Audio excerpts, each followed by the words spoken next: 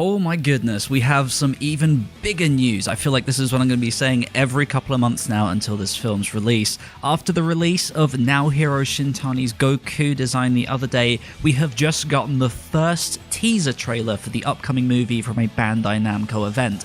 They revealed that they have been working on this new design for a year at this point, and this teaser is animated by that same new character designer Naohiro Shintani himself, and it is unbelievably awesome.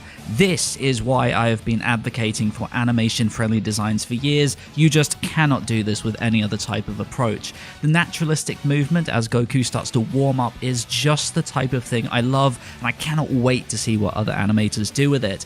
Something that's really clear just from this first shot is the very minimal shading. This is really going after the hearts of animation fans, and it totally works. We get ourselves a brief close-up, and it's not too dissimilar from the original character design preview we saw. The best aspect though is that the feature placement is correct here, so there's no fears of Luffy-esque faces popping up. The eyes are more closer together, the jaw is much lower, it fits perfectly. This is Dragon Ball through and through. I really appreciate the shading on the underside of the nose and how slim it is in general. I would have preferred a slightly different approach. This is still a little bit hole in the face for me, but I have to admit this is a much nicer way of approaching things compared to what we've seen for the past few years. What's kind of amazing is that I can now confirm that Tatsuya Nagamine storyboarded and directed this teaser. He posted this video on Twitter months ago with absolutely no context, and only now does it make sense. This is really exciting as far as understanding just how much time is being allocated for this film. Nothing is being rushed here, and I am so excited to see the real deal. We get ourselves a close-up of this new Saiyan character that was teased here. What stands out most to me is the line work. There's a real inky texture to the strokes. It's very reminiscent of the type of line work Toriyama uses in his illustrations these days. I think along with Shintani's designs, it's very clear that they're doing everything they can to make this the most faithful representation of Toriyama's modern style yet. Alongside that, the effects work here is lovely. It's really clean, and the post-processing isn't so extreme that it's masking the lovely work. I spoke about how upset I was with that kind of thing in Super, so I'm really glad to see that's apparently been addressed. As this character pulls his arm up, we get a lovely smear, which is again one of those things that just suits these designs so perfectly. We can see this approach extend into the close-up of Goku that actually reminds me quite a lot of Takeo Ide in many ways, but only for this particular shot.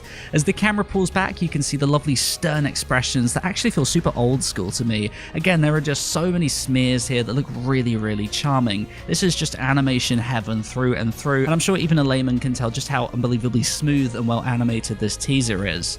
In the long shot of Goku's pose, I think the very minimal number of lines really sums up the approach to this film. It's all in favor of animation. There are no stiff and clunky shapes that animators have to adhere to here. This design is built from the ground up to be played with, which makes it so versatile. Someone like Tate can go super crazy and smeary, kind of like what we're seeing here, while the likes of Shida or Takahashi can take it in a more angular direction with more snappy movement. There's no built-in way to animating this type of design. Again, it is so versatile.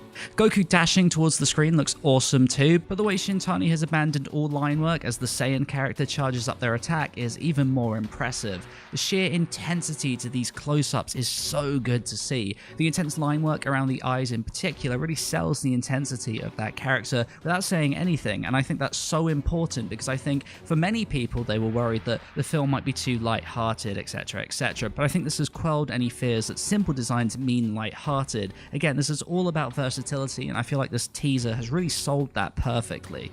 I personally cannot wait to see this film. Like I said with the reveal, I wholeheartedly believe Toei's Best are going to have an absolute field day with this film. This is everything this movie needed to be. I'm still cautiously optimistic about the narrative side of things, but as far as visuals go, this is almost certainly going to be the best Dragon Ball has ever looked, at least in this era.